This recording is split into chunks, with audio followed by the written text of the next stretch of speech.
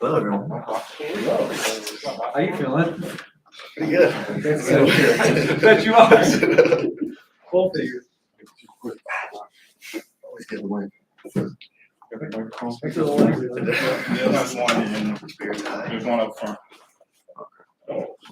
Sam? What's up, Trey? How you doing, bro? Good. Good game, man. Thanks.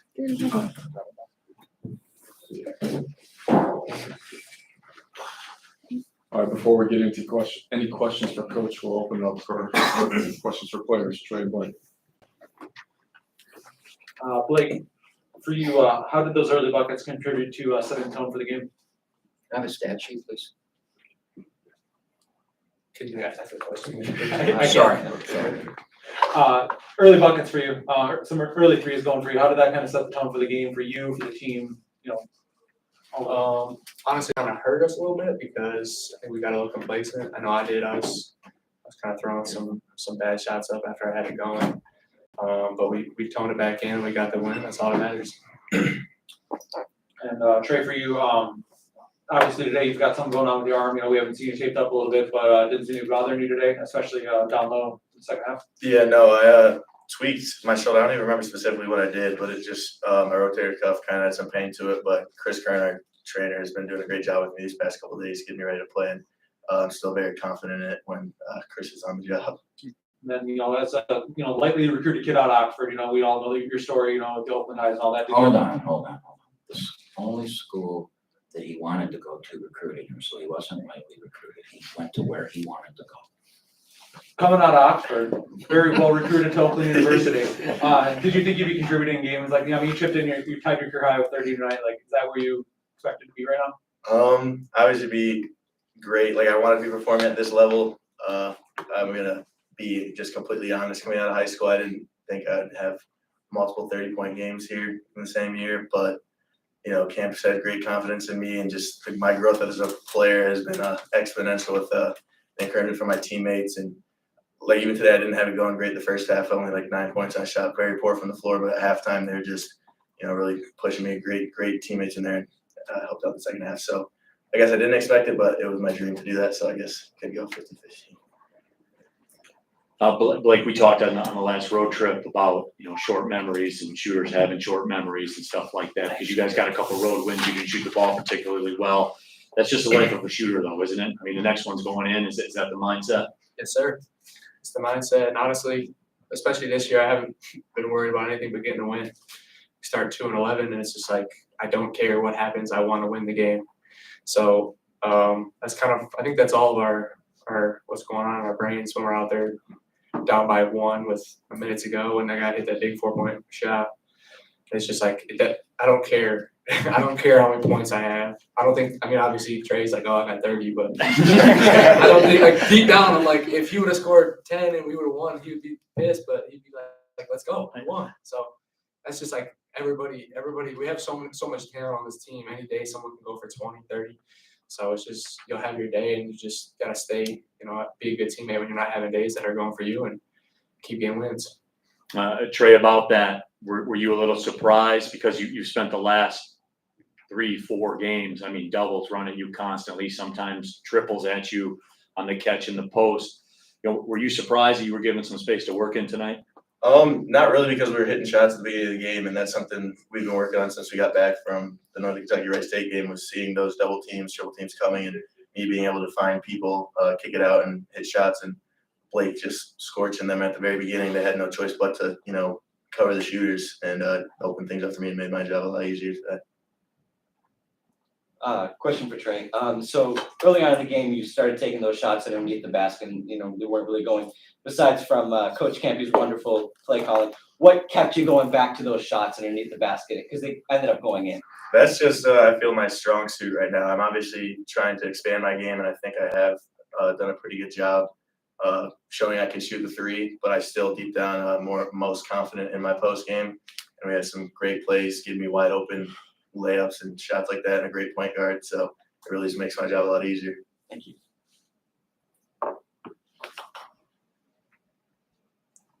Any other questions for the players? All right, you guys are dismissed. Thank you. Thank you, guys. Appreciate it. Shot, guys. Sorry. Coach, we'll go ahead and let you do an opening statement before we get to any questions. Yeah, I mean, that team's, I believe, are they 3-4? 3-4. I mean, this league's tough. I've never seen a league like this, top to bottom. And that's a good team. They had Northern Kentucky they beat Wright State at Wright State by 20. Night in and night out. They're probably one or two players away from being the elite team, but on any night, I mean, they could win the tournament. They could spring 3 games together. Cheeks has really improved, and Spear, he's something special. And, the two things that won the game for us were he got in foul trouble, and they had to have him on the floor. They took him off the floor, and I think that there was about a 4-minute period where there might have been 1 or 2 points scored by either team. It was really ugly for a couple of minutes when he went off the floor. Him getting his 4th foul was huge, and then we just went after him, trying to get him his 5th, and that's what kept getting the ball. Trey down there. The kid tried his heart out, but Trey was pretty good. And then the other thing was our defense. I mean, we held another team to 65 points. One of the things that zone does, and it kind of is the backbone of what we're doing. I want a pair of those socks. Where you got them, but I want a pair. It looks like teams get threes against us, but in league play, we're giving up 27% from the 3, which we did last year. And I always hear about they suck on defense. They play that stupid zone, and why are they doing that? But it does 3 things. We turn people over. They had 16. We hold the 3-point shooting percentage below 30, which is last year we did. Now this year in the 2 for 11 start, we didn't. We did in the league games, but because we were learning the zone, we know it now. And then the third thing, which is one of the biggest things there is 15 for 21 from the free throw line, 6 for 8 for them. We don't foul in it. We had the fouls to give at the end of the game. I mean, and that's game in and game out that we don't foul. And we play our tails off in that zone. We get tips, we get turnovers. Now, do we get blasted on the boards? Yes, but trust me, if we were playing man-to-man, we get blasted too. We're just not a good rebounding team. It's our Achilles heel. But we're battling, we're getting better, and we're winning because of it. We're winning nip and tuck games. I told them after the game, when was the travel that wasn't called, might have been a kind of a huge play, right? 4 points. Yeah, they made a 4-point play on it. Down 2 and travel, it's our ball, right? They make a 4-point play. And I told our team after the game, I said, even when they made the 4-point play to go up 2, I never thought we would lose the game. I believe in them. They believe in themselves. And why wouldn't they? Look what we've done the last 2 weeks. We're down 7 or 8 at Northern Kentucky with 1.5 to go, 1:20 to go, and won. Wright State, they made a basket to go ahead with 30 seconds to go. We came down, we scored. Why wouldn't we come down and score again? And we've been getting stops when you need the stops. That 4-point play was their last 4 points. And I believe we got the stop. Just a bad, it was unlucky. Something bad happened to us. They missed it. And it's no big deal. Those 3 outstanding officials. So they missed a call. No big deal. You fight through it, play through it, and our kids did, and we won. Kemp, you talk about like learning the zone. What's the biggest difference in the zone today than say when we were down in the Bahamas? Well, we're guarding the ball better. See, when you teach zone, a lot of times kids that have never played it think, well, I just got to get in position and it's a zone. And we didn't guard the ball. And then we do what we call ball watching. When we're not guarding the ball, we're in our spot and we're watching the ball. And it's a matchup zone. You can't do that. You got to, now you'll see guys getting denied passes. They can't even get the ball across the 3-point line because, early in the year, we weren't doing that. We weren't guarding the ball. We weren't doing that. And we weren't very physical. And then the second thing that's important in that zone is you have to play passing lanes. You can't allow a team to make direct line passes. They can make it, but it's got to be up in the air over you. So it gives you time to slide and react, and we're getting better at that. And then we're flying at shooters. We're flying at shooters. Part of the reasons we don't rebound sometimes is because we fly out of the play, running people off the 3-point line. But the philosophy is, less than 30 from the 3 and away. Another question too, Keaton Hervey tonight. People probably won't talk about it a lot, but that play at the end of the game, the tie up when you guys had the arrow, Keaton Hervey is like the ultimate glue guy, isn't he? Yeah, and he was sick last week. I'll tell you all this now so you can. So we ate at the Spaghetti Warehouse in Dayton, and after we were eating, Keaton threw up on the sidewalk outside it. And when I say throw up, I mean it was. I remember when my kids were little, and those projectile vomiting and stuff like that. You getting this? It was. I mean, he was in the corner, of a row, and we're all standing there looking at him like. And he played his heart out on Saturday. He came back. He didn't practice Monday. Was sick, or we were off Monday. Didn't practice Tuesday. Was still sick. He came out and he tried to practice the last 2 days, and today he had nothing early in that game. And of course, like an idiot, I'm screaming and yelling at him, challenging him and things like that. But in my heart, I know he's got it. He's given me everything he's got. But he found another gear the last 5-6 minutes of that game. I think the dunk really helped him. And when he drove the lane and dunked it, we had a play for a dunk to start the second half, and J-Mo threw it too high. Thought he threw it to Keith Benson or somebody. I don't know, And I think that got him going. And then he was defensively, he guarded Spears. We went man to man down the stretch, and he guarded Spears. Came up with the rebound, the loose ball, all that kind of stuff. You're right, he's the glue guy. And the last one for me, were you surprised they didn't start to double Trey as he took over that basketball game coming down the stretch? Well, I think Andy Toole is one of the top coaches in the league. I really think he's good. And I've said that since they got in the league. I even said before I coached against him before. And what they choose to do, there's a reason for it, okay? Now, one of the things we did is we really spread the floor. And were you going to leave Lampman? The closest guy to Trey was Lampman. So who are you going to double off of? And Trey, he was in the mode to score. And you notice that we did not get him the ball in the middle of the floor in the last 5 minutes. That was on purpose. Because if we get it to him in the middle, they can double. We got it to him block to block, short corner to short corner, where they would have a long way to go to double, and we tried to keep Lampman close, so they weren't going to double off Lampman. And we told him, get the ball and go. Spears has 4 fouls, get it and go. Don't wait for the double. And his eyes lit up, and once, what did he get in the second half? 22 or something? 21. You got it going like that. You got to ride that guy, right? And all our players, nobody was sitting there thinking I should be shooting. And that's the greatness of this group of kids. They all were get that ball to Trey.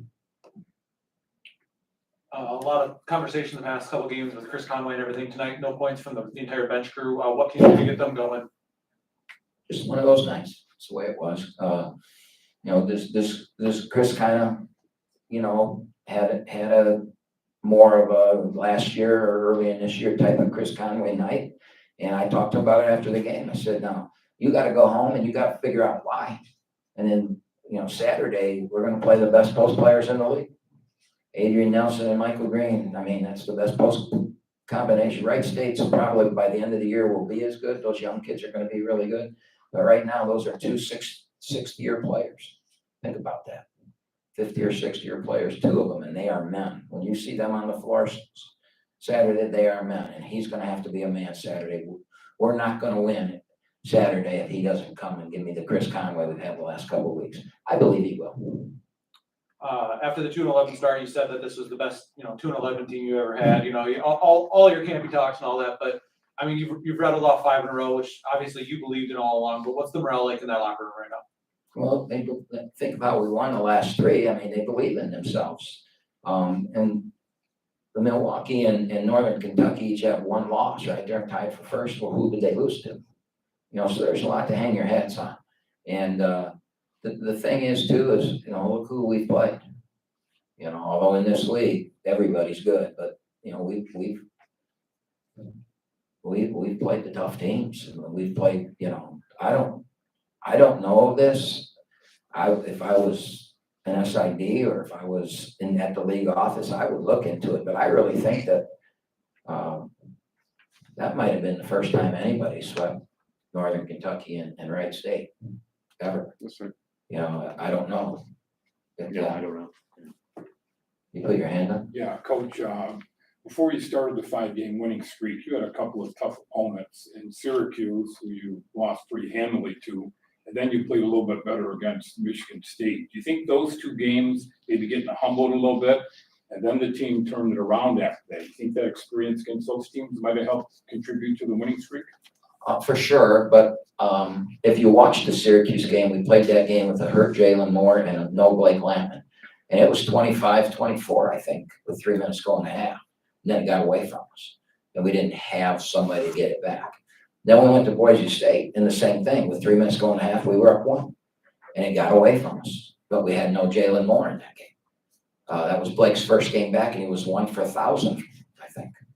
Then we played Michigan State, and we couldn't make shots, but I don't think there's anybody that watched that game that didn't think we could have been ahead by double digits at Yeah, halftime. kept it close. We just couldn't make a shot.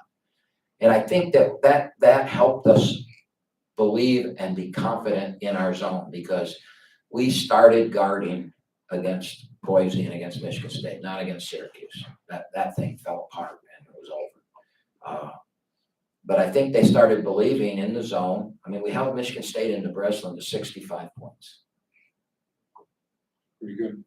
And since that game, the only game that we've given up more than 60 points was against Wright State, and they had 73 in their building, and they're the best offensive. Well, Youngstown actually statistically is better than they are, but we'll see. I'll be able to say that after the game Saturday, who's better offensively. So yeah, I think it's all belief in the defense, and we struggle at times on offense, but we also have times of brilliance on offense. And as long as we live by that D in that zone, and we rebound halfway decent, we'll play good enough offense to find a way. You look at the win-loss records, just from what I glanced over them, and most of the teams are playing pretty well at home, but even the good teams are only about 500 on the road. So if you can win your home games and steal one here and there on the road, you got a chance to win it, I think. Yeah, I think that's true, but when you start 0-2, you're not. It's a big deal in this league to finish in the top 4, and that's what we're pushing. And as we get into February, if what you're saying is possible, then we'll start pushing towards that. But having that tournament bye and home game is huge. And there are 2 teams in this league that have not lost at home. That's all. We're 1 and Milwaukee's 1, and Milwaukee's had 2 tough ones at home this week. So by the end of the weekend, we could be the only team. And then again, we could lose to Youngstown as easily as we could win. I mean, Youngstown's going to come in here. They'll be the favorite. I'm guessing a 3 or 4 or 5 point favorite. So we'll see. They're 13-5 now. Quick one. You've been preaching since the beginning of the season, improving rebounding, and to my uber untrained eye, I mean, it seems like it's getting better. Is Can I ask rebounding? a question to you? What does Uber untrained? I mean, for me, an Uber is a car I get in. What does that mean? Yeah, just like I've been lucky enough to be a part of this and watch basketball for a little bit, but I haven't really watched Oakland So basketball. you know basketball, but you're not really true. I'm trying to understand the question. Yeah, for me, I've just got into Oakland basketball. Oh, I've just okay. started watching. I'm a newbie with Oakland basketball. So, is rebounding more of a repetition type thing, or is it more of a mentality type thing in these tougher situations? I believe that rebounding is a hard thing, and it's I tell this story all the time, and I got in trouble for telling it. I had a kid named Will Hudson. Will was number 2 in the country in offensive rebounding, and we're playing Texas in the NCAA tournament. And I told the story that Will is like my dog. Every time the doorbell rings, my dog runs to the door. It's never been for the dog, right? Nobody's ever come over to see the dog, but every time he still goes. And that's what Will Hudson was every time he goes to the glass. If you watch us, you're hearing us screaming at people, you gotta check out, it's not our mentality. It's not in our heart. Now, Trey Townsend, he is battling and, getting his body on people and getting the hell beat out of him. And we've got to be careful with that because we need him so much at the offensive end. Keaton will have spurts, especially defensively, where all of a sudden he's just tracking everything and getting it down. I'm really pleased. One of the big stats tonight for me, and I would say it's one of the reasons we won, is Rocket Watts had 5 rebounds. And that body in this level should be getting 5 to 8 every night. And to see him get 5, that's a step in the right direction. But it's not a mentality for us. And we got to battle every day. And since the Syracuse game and we had that long period of practice, it's been a focus of every practice. And I'm at fault that it wasn't at the beginning of the year. I just accepted it wasn't bad, and I thought we were going to outscore people, and we can't. One last one, and this is just a general thing that all of us at WFC have come to realize. In watching other coaches and watching their interviews, they always give like the traditional cliche coach speak. And having attended a few of your press conferences, you've never done that. What's kind of been your approach to, like, you've never been cliche, you've never been that type of guy to give the, cookie cutter answer? Why? I've never been asked that question. So here's my feeling on that. One, I have a journalism degree. I actually taught a sports journalism class here at Oakland. The reason I do that is because my goal as the coach at Oakland has always been to build an unbelievable program that people love and have pride in. And you go to all the arenas in this conference and nothing's like ours. Nothing is like ours. The sound, the noise, the amount of students, there's a belief in our program. And last year, when we went through that losing streak, the games were sold out. This year, we lost 8 straight games, and look at the students. And I think that's been my goal. And the way that you do that is you're honest with people, right? You tell the truth. We suck. Okay, we suck. That's my fault. We suck. No, we're good. Yeah, well, that's because Rocket Watt, I just tell the truth. Now, I try not to, when I'm mad at a player, you see it on the floor, but I would never come into a media room and say what I said to him in the locker room. So I'm not going to tell you the whole truth. But I try and tell the truth. And if you can't have fun doing this, why are we doing it, right? It's got to be fun. It's got to be fun for the players. It's got to be fun for the coaches. A lot of times it's not, but you try and make it. So thank you for saying that. That's what I've tried to do. And for a uber newbie, whatever the hell that means, I appreciate the comment. Thank you. Any other questions? Okay, Coach, I think we're good here. Thank you. Thanks, everyone.